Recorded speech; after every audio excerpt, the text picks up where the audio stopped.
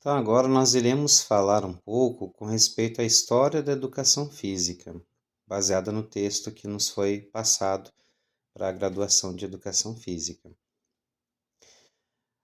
Quando nós nos deparamos com a história da educação física, nós achamos até um pouco estranho, porque nós lembramos de educação física, lembramos de atividades como atletismo, futebol, basquetebol, coisas na prática, né?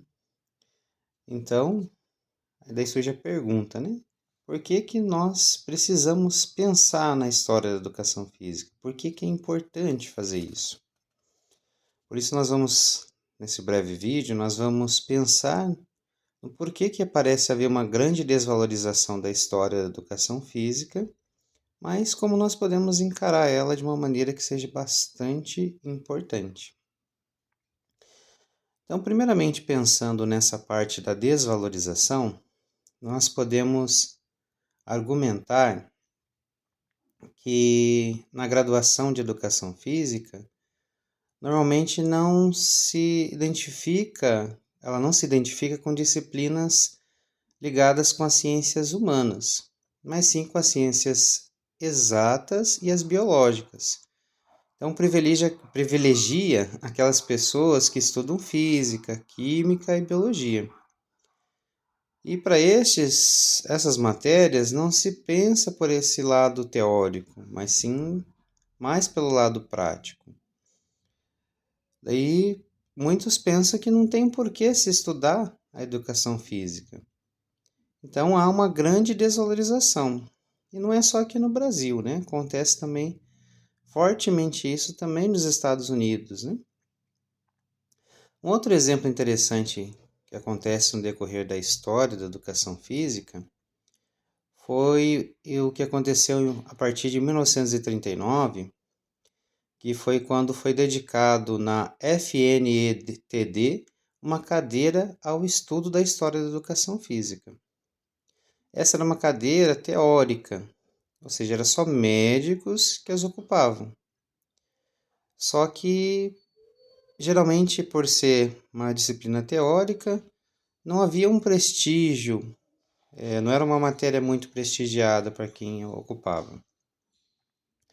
Então, era considerado algo médico, então não era tanto voltado realmente nesse ponto. E aqui no Brasil sempre houve uma preocupação mais com a prática.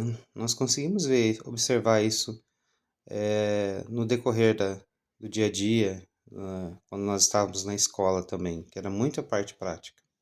Isso persiste até hoje. Então parece que a história da educação física só foi feita para satisfazer a curiosidade das pessoas, só para saber o porquê que aconteceu.